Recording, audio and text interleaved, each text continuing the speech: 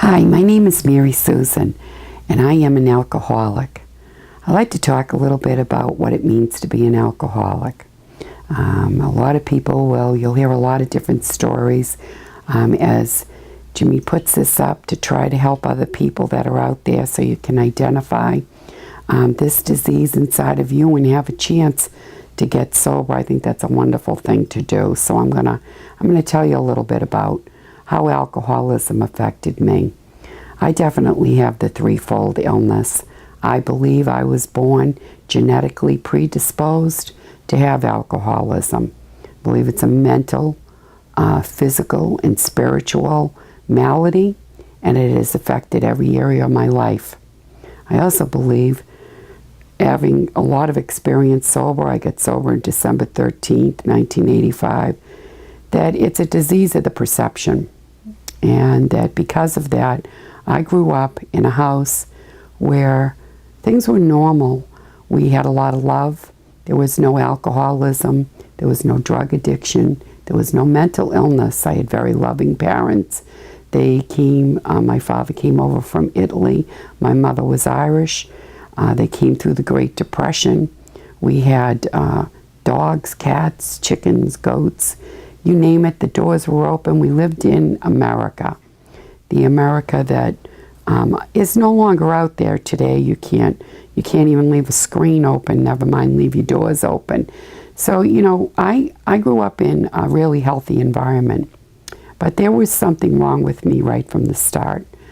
And I would perceive things to be a certain way, and they weren't that way at all. And it would take me a long time to figure that out. I believe today that it's because of the self-centeredness that comes with alcoholism. I understand why it does. I believe that I was a drink waiting to happen. Now, the first time that I drank, for me, the experience was like when you get that moment. Maybe you experience it. It's a moment where you feel completely whole and completely alive, and the stars are out, and life is full, and you have a lot of energy.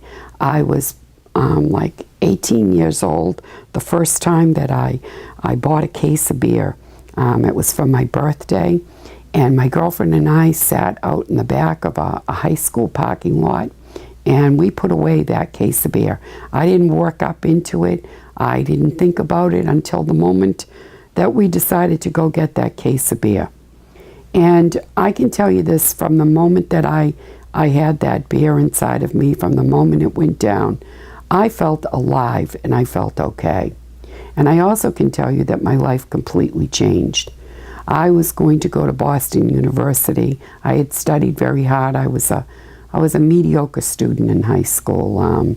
I got C's, B's, a couple of A's here and there. I wasn't much of a problem. A lot of people were. A lot of people drank much younger than me. But I was kind of a middle-of-the-road kind of a person. I didn't like the spotlight. I tried to stay to the background. I was very shy all my life. And I just kind of plodded along doing average things. And yet I wanted to go to BU, and I worked very hard for it. I got accepted on the strength of an essay that I wrote. So it was a big deal, and it was very important for me to go there at that time. I was going to study psychology. I did later in life. I wanted to study under Carl Rogers. He was at BU at the time. And it was a dream I had, like little girls dream of growing up to be married. And what would happen to me is after that night of drinking that beer, that dream started to fade. It didn't completely fade, but it started to fade. It started to be off in the distance somewhere. My new life was these new people, these new friends, and getting outside and just living free. I felt completely free. When I went home, my life was different. I went in the house. I now pulled back away from my family. I never really had anything to hide from them before this. I knew that I couldn't tell them about what was going on. I didn't want to tell them. I didn't really want to be around them. I started to pull away from them. So my family started to fade at the same time. And what grew was what I now know today to be the mental obsession to have another drink of alcohol. I would have told you I wanted to party, I wanted to live, I was just going out to be with friends. And that was certainly true, all of that was true. But what would happen when I would go out to do that, I was really no different than I ever was in any time in my life. I was withdrawn, I would sit there and I would drink. It was enough for me to be with people. Alcohol certainly allowed me to be able to do that, to feel that connection that other people feel, that camaraderie, a fellowship, a type of a fellowship. I felt that with these people. And the people that had gone off to college, when they graduated with me, they were going on with their life. And I kind of was like twirling around, just going from, like, say, the woods where people would gather to drink and have bonfires, to riding around in our cars. It was during the 60s. It was back when we had 8 tracks, and we would pop the 8 tracks in, and we'd have a couple of cases of beer, and we'd ride around. Driving and drinking was not as pronounced of a crime as it is today. A lot of times all they would do is ask you to go up in the woods, don't cause any trouble. Sometimes they took your beers, sometimes they didn't. There was a time when, of course, some drugs come into the picture. It was the 60s, smoking pot and hallucinogenics and all of that would play a part in my life. I won't go into all of it right now, but it certainly played a part in my life from there on in. And I remember Timothy Leary well, and going out to Harvard, and yeah, even just seeing him walk through Harvard Yard was a big thrill back then. I wanted to go out to California eventually. I wasn't able to hold employment. I had to work. I wasn't from a wealthy family, so I had to work and go to school. So I had jobs that I went to, and I would do the same thing with the jobs. If I had the opportunity to go out with my friends and drink, that's what I would do when I'd be tired. Now, that doesn't make me an alcoholic. And there's a lot of people that have done that and one day put down this kind of activity and gone on with their life. I certainly had a friend. She's one of my most loved friends. She's still in my life today. She was one of them. She partied with the rest of us, and one day she said enough is enough. And she put it down, and she went on to build a life for herself, and she's got a very good life as a result of it. She was an alcoholic, so she didn't have anything calling her back to a drink. I would try to do the same things as her, but when I would set out to do them, I would always have the thought of a drink. Once I have a thought of a drink inside of me, I know this from my history looking backwards. I certainly didn't think about it back then. I have no power inside of me to turn away from the call that's inside of my mind. It's kind of like if you think about water and you haven't had any water for a long time and you go to sleep, you're going to dream that you're drinking water. I mean, if you're out in the desert, you're going to see a mirage. I believe alcoholism's like that for the alcoholic. I believe, from my experience, not from something I read, that alcohol talks to me and calls to me. Even sober over 28 years, I believe that alcohol is still very much a risk for me if I take one drink. But, so I didn't get very far with the dreams and the things that I tried to do. Alcohol would snatch them all away from me. There was always Plan B. Plan B would be to be married. That was the plan my father wanted for me anyways. He wanted me to be like the other people in our family, my sisters, my sister, my brothers, get married, raise a family.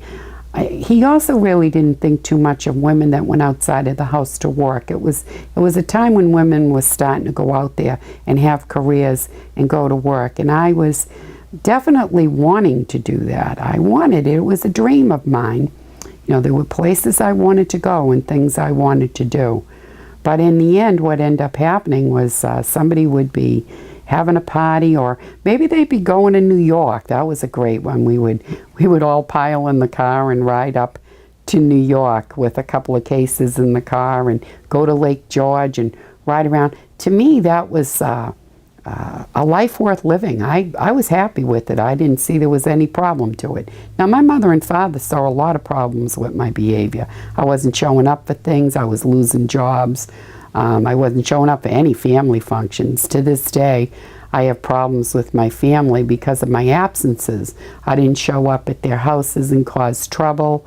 I'm not that kind of an alcoholic. I'm not a showboat.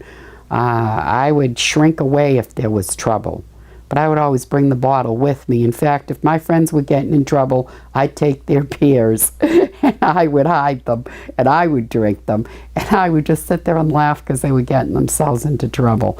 You know, I always seemed to know enough to pull away whenever it was anything like that. How I never got arrested for drunk driving is beyond me, because I can remember a time driving when I had no headlights on my car. I mean, absolutely had no headlights. And I'm driving down the road like this. It didn't bother me at all. I mean, when you put alcohol inside of me, my brain doesn't function. It goes somewhere that I don't even recognize. I wasn't a blackout drinker. I've had a couple of blackouts, but I wasn't a blackout drinker. So I knew what was going on and I knew where I was. But it was kind of gray and shady. I can remember many times a bunch of us sitting around. It was a big joke trying to figure out what we did on Monday, where'd we go on Tuesday, you know, that kind of thing.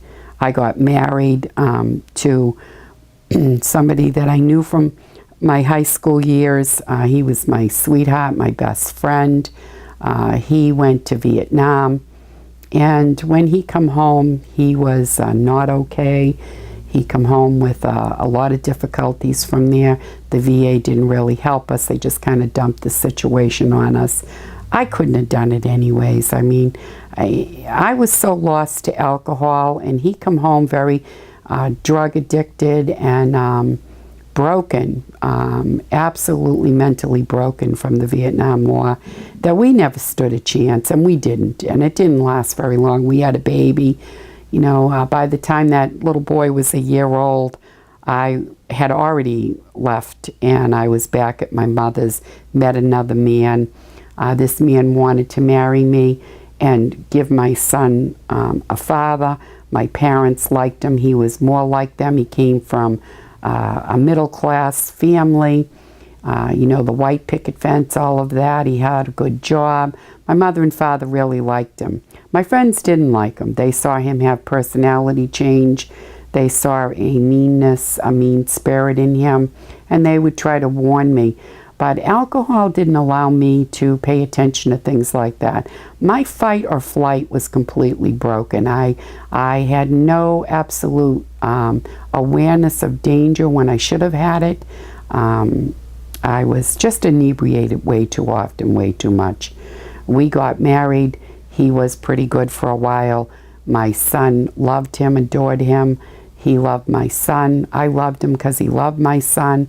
But I wanted to go out and he wanted to go out. And he needed to drink and I needed to drink. So the fights would begin. And the fights, he worked the third shift. So our schedules weren't even the same. And we didn't save money. You know, he was either gambling or drinking. And I was always trying to hide a little bit from the food money or this or that so I could get out. My parents would watch my son. They practically brought him up. And I would get free and I would be with my friends. He would go off with his friends, different hours. So, you know, it wasn't a big deal for him or I because we were operating on different hours of the day. But every once in a while he would need to stay out when I needed to get out, and that's where the trouble would start. And he would come in the door. So we had a lot of things happen, a lot of physical abuse. A lot of furniture went out the window. You know, a lot of things got broken. My family was constantly picking up the pieces. I look at it now today, and I think if this was going on with my children, I don't know what I could do to help them, and I'm sure my parents didn't know what to do. They sometimes brought me to mental health facilities when I would get depressed over my life. and I would feel like I couldn't go on anymore. I wouldn't know how to get out of the mess I was in. I didn't know how I got in it. I didn't know how to get out of it. The only time I felt okay was if I was out with my friends, and really it was that I was drinking. Because when I look at it, I never talked to my friends. I didn't tell them what was going on. I didn't have a connection. I just barely was around them. This is not true of all alcoholics. This is just how it affected me. And it would get worse. I remember one time my father carrying me into a mental health facility, and he had a tear coming down the side of his eye, and I thought, I'll never make that man cry ever again. I loved my parents with everything in me. I loved my family. Alcohol took me away from them. It robbed me of it.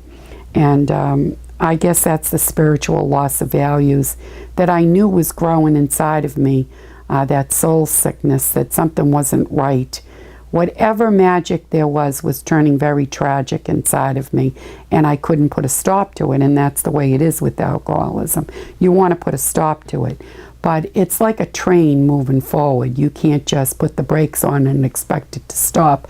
On a dime, it's not going to happen like that, and often it's a train wreck, and everything gets derailed, and that's what would happen in my family.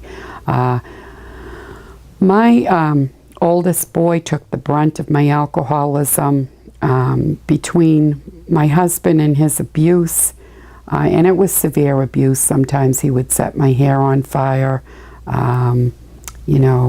beat me, try to hang me out a window. My son would get between us. He loved his dad, so he was always like the peacemaker, trying to calm him down. He'd be the one that would make some dinner for the other two. I had two more children with my husband. My daughter was born multiply birth defective. If at any time in my life that I would have put everything away and pulled my life together and sat up straight and did everything that my family ever taught me, it would have been then. I tried everything. I pulled away from all my friends. I put alcohol out of my life, not out of the refrigerator. It was in the back of the refrigerator. But I wasn't drinking it, and it was there, and I knew it was there, and I would see it when I'd go in the refrigerator. But I left it there, and I had some, marijuana hidden in the house just in case. I wasn't sure just in case of what. But it was there, and I now believe that those were kind of like little safety things for me that I needed. I believe I really needed to have that assurance that if I couldn't do it, if I couldn't make it, that would be there.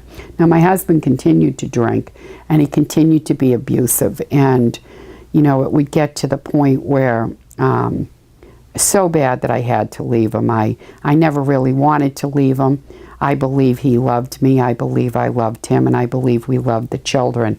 But the booze wars were way too expensive for us all, and it was costing way too much. And I didn't know if I'd live through it, because he would have alcohol psychosis and not recognize where he was.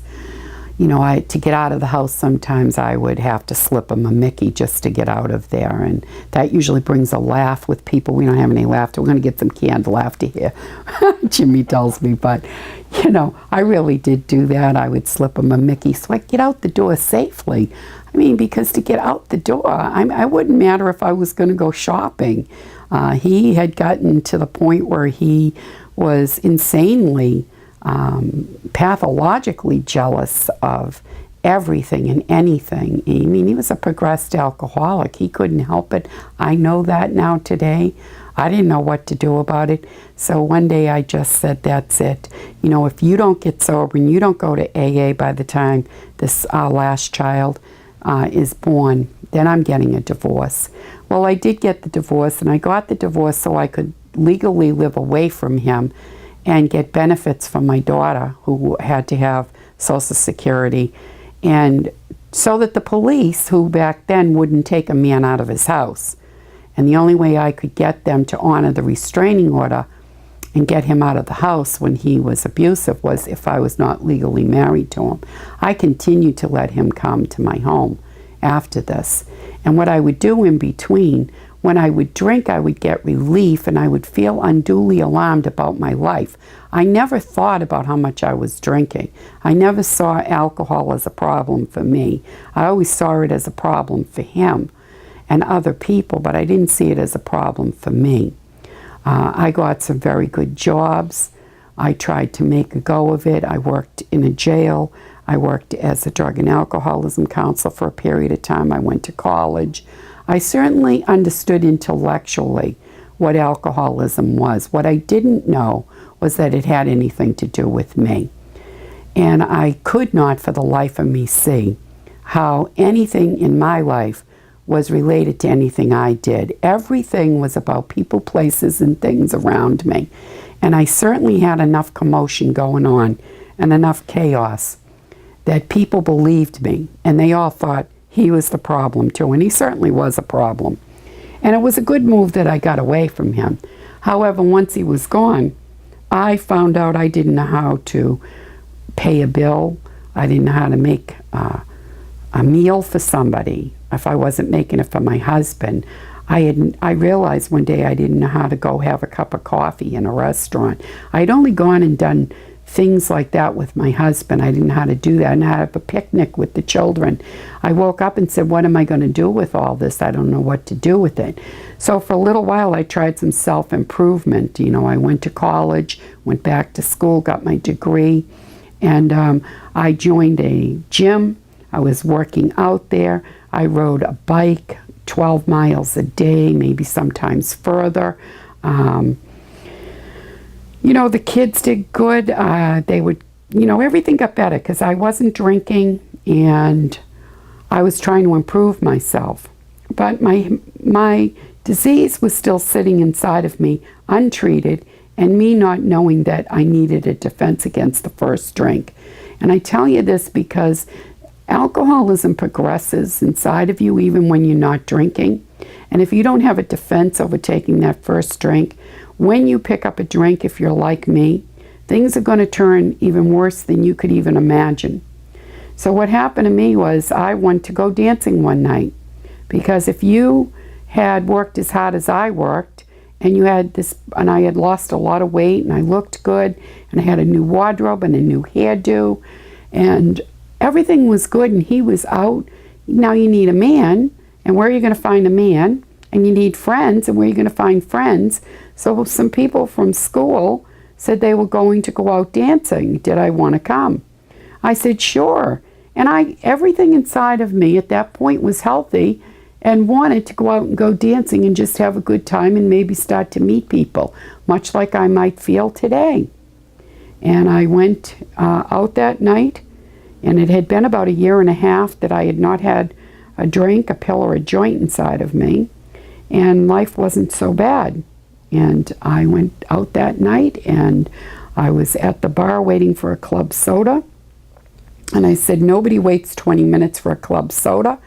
And just like that, without any kind of thinking or defense or of any kind, I said, make that a Black Russian. I had never drank a Black Russian in my life. I stayed at that bar. I had 13 or so Black Russians. I never felt them go down. This is the progression of alcoholism. I didn't feel a buzz. I didn't feel drunk. I felt alive. I felt great. I knew I had made the right decision coming out. I knew now what I needed was a life. So now the life I was living, which was wonderful and good and healthy for all of us, wasn't a life. And there was a life out there, just like when I was a kid and I drank. I was right back there again. I don't know what it is about alcoholism that makes me come to life, but it makes me come to life like the wooden puppet that Geppetto makes. Somehow, alcohol's the magic that turns me into a real girl. And unfortunately, I couldn't put the drink down.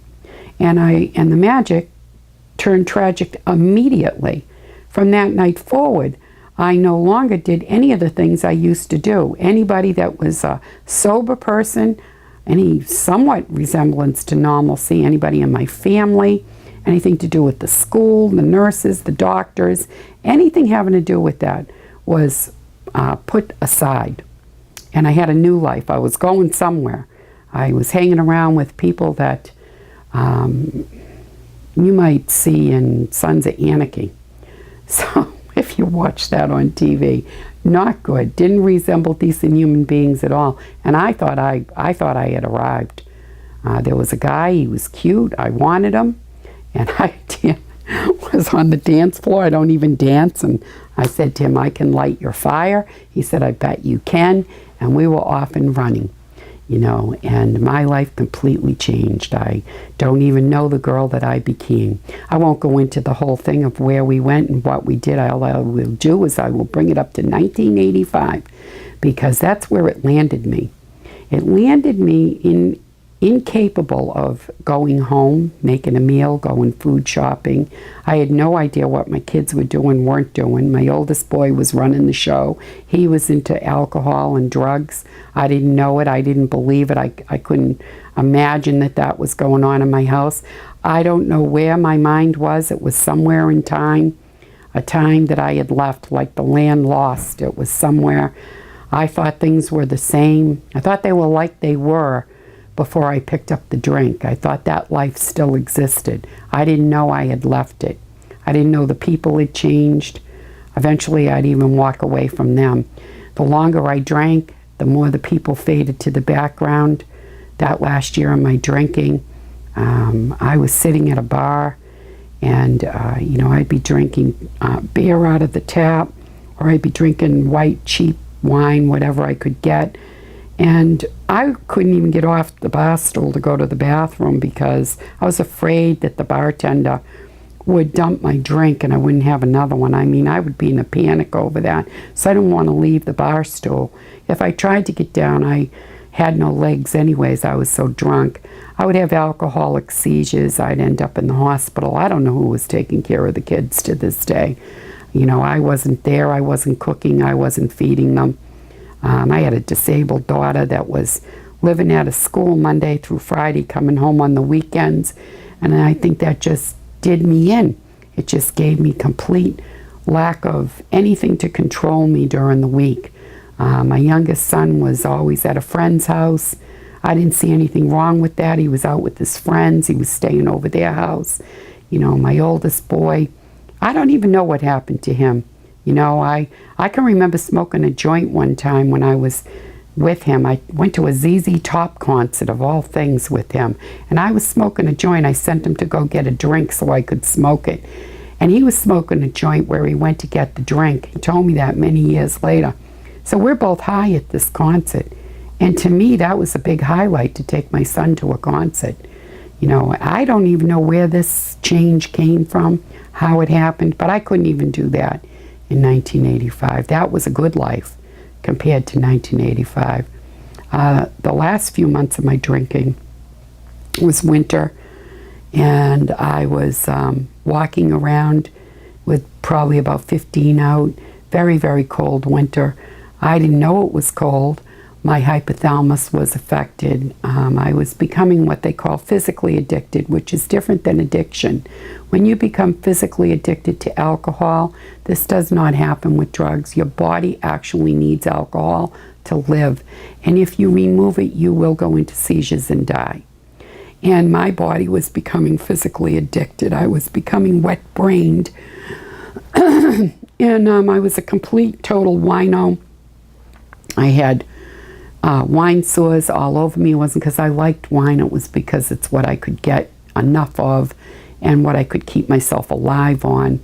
One time I was in the hospital having seizures, and they had IVs, and I stripped the IVs out and felt like they sucked the oxygen out of the room, and I had to get out of there. And I walked out of that hospital, and I went to a package store, and I had a couple of bucks on me, and I got some wine. And once that wine went inside of me, I was okay. I stopped shaking, I stopped seizing, and I felt like I could live. And I know today that I could, and I actually really needed to do that. So for me, I actually am an alcoholic of the variety that absolutely needed to drink, and I did not know that. If you had come up to me and you said to me, you need to drink, I'd say, of course not. In fact, that did happen to me. That's how I got 12-stepped into Alcoholics Anonymous. There was a woman that had helped me in another fellowship many years before, and I went to see her because a friend of mine my drinking buddy, the only person I could manage to drink in a bar with and stay there with her, was a heroin addict, and she went to Alcoholics Anonymous, and she got clean and sober. She told me, and she wanted me to come with her. And I said, oh, well, I don't drink because I have to drink. I can see why you need to go, but, I didn't see why I needed that. And she said, well, you could come once in a while. We could go to a step meet, and you don't really have to stop drinking to go to AA. You can even smoke pot if you want to. Plenty of people I know smoke pot. We can smoke a joint and go to a step meeting.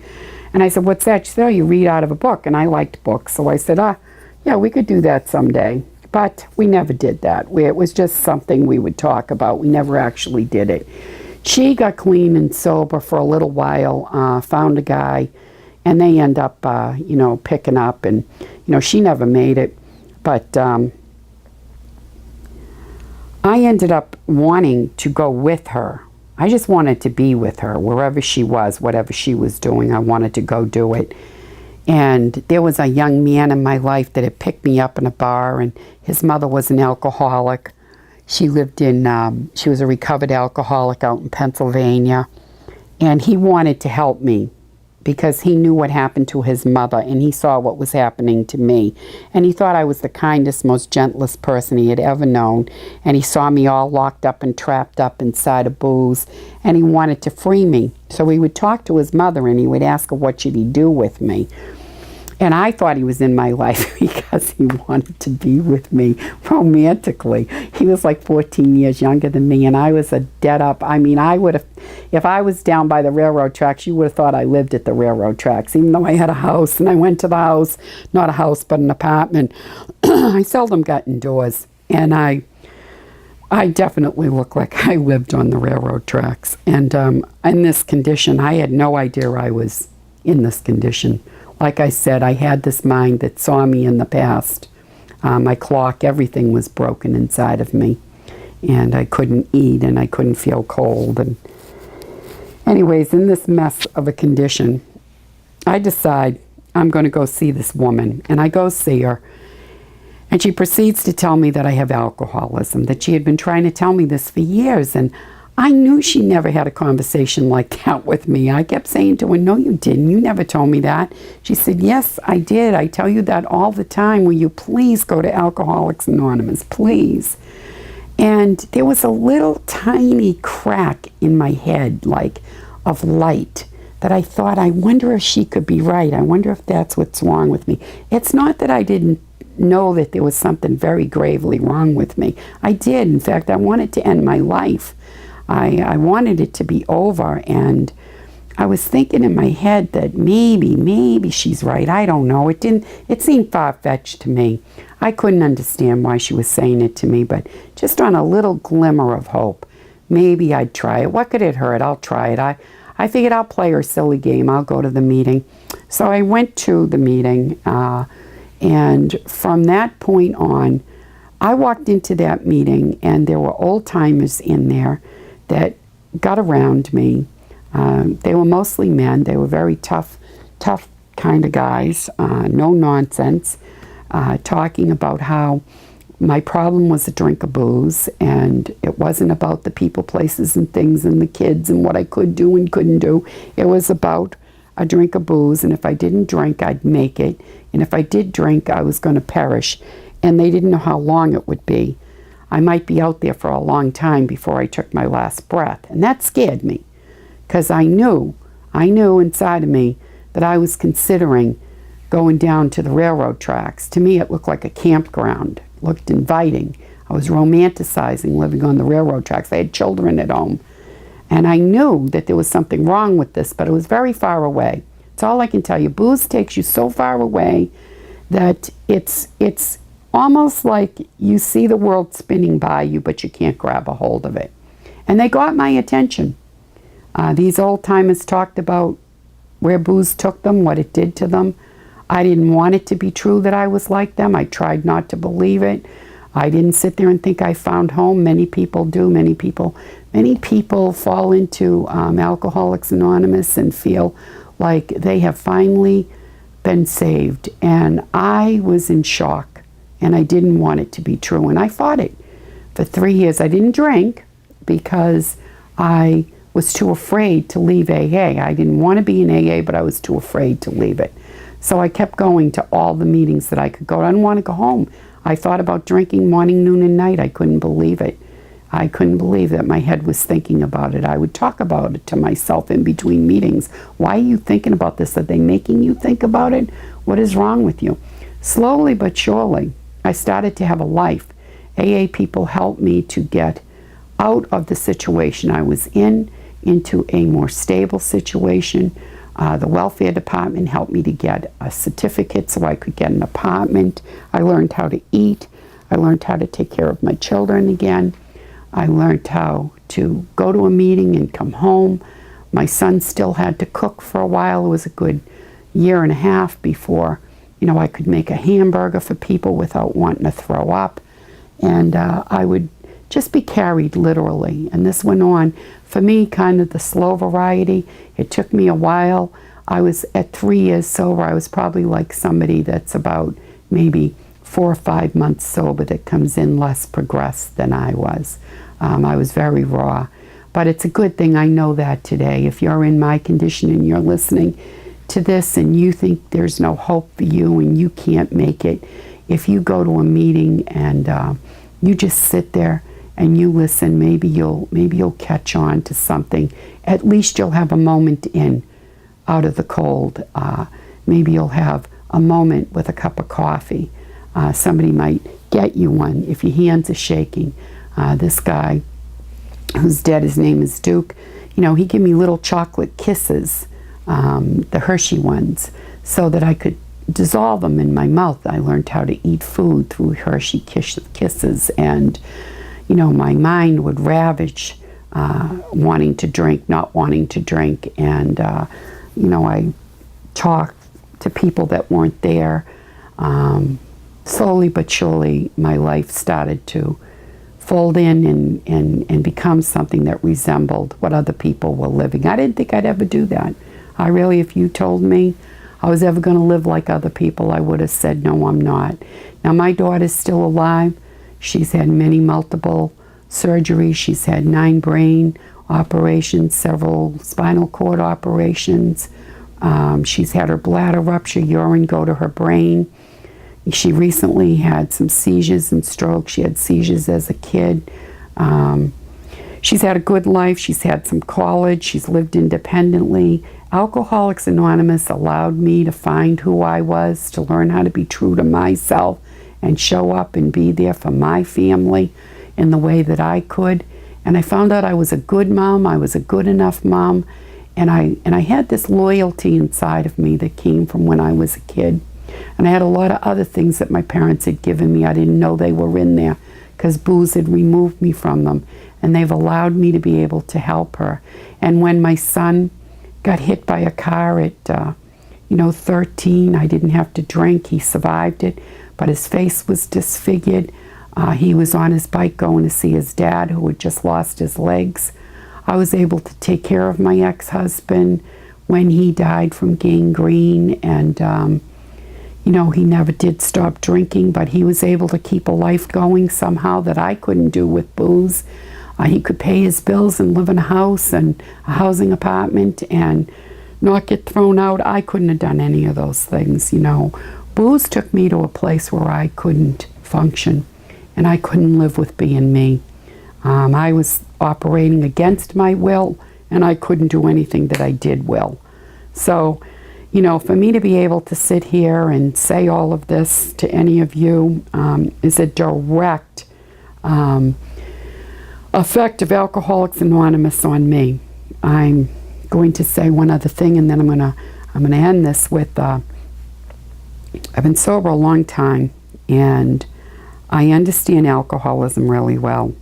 And I hear a lot of people talk about it being a thinking problem. It's not a thinking problem. My thinking will lead me to a drink is what the problem is. The problem is a drinking problem. And my thinking will eventually lead me to a drink. Left alone to my own thinking, I will pick up a drink. There is no doubt in my mind about that. Because this disease lies to me. in my own voice and will tell me that I don't need AA, that I don't need this, I don't need that, that I'm all set, I'm okay, and I'll isolate and I'll go right back to being the girl that I am. It's not the girl that I was, it's the girl that I am. AA helps me to be a girl I never dreamt of being, one that can sit and talk and do this for one, a girl that can go home and face living with new conditions of my daughter needing total care all the time and not knowing how that's going to end, and her being stroke affected and yelling and screaming at me, and me being able to step back and not, act on that. I want to sometimes, but I don't. And I go to AA and I remember what my problem is. My problem is if I pick up one drink of alcohol, none of the life that I have will be there. And I have no way to really know how it will end. And I can tell you this, it won't be good. It definitely will not be good. It won't be good for me or any of the people that are in my life. And today I care very much. I cared then too, I just couldn't do it.